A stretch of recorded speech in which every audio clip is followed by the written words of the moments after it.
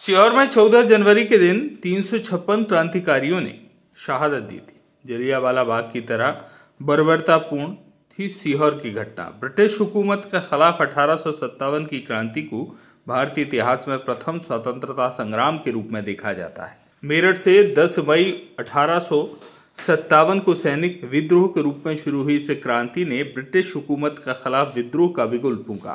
British शासन के खिलाफ लोगों में असंतोष फैलता गया और धीरे धीरे इस आंदोलन ने उग्र रूप ले लिया। पूरे देश के साथ ही मध्य भारत में भी अंग्रेजी हुकूमत ने इस विद्रोह को दबाने के लिए अनेक क्रांतिकारियों को गोली से भून दिया।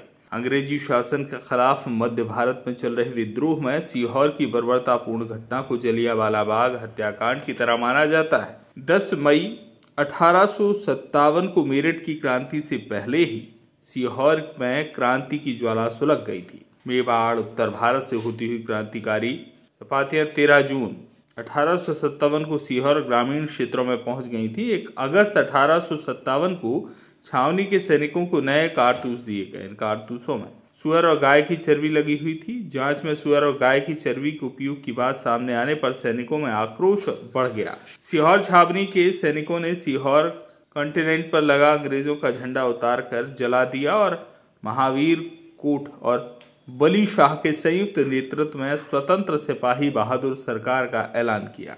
जनरल ह्यूरोज को जब सीहोर की क्रांतिकारी गतिविधियों के बारे में जानकारी मिली तो उन्होंने इसे बलपूर्वक कुचलने का आदेश दिया। सीहोर में जनरल ह्यूरोज के आदेश पर 14 जनवरी 1858 को सभी 356 क्रांतिकारियों को जेल से निकालकर सीवन नदी किनारे सैकड़ा खेड़ी चांदमारी मैदान में लाया गया।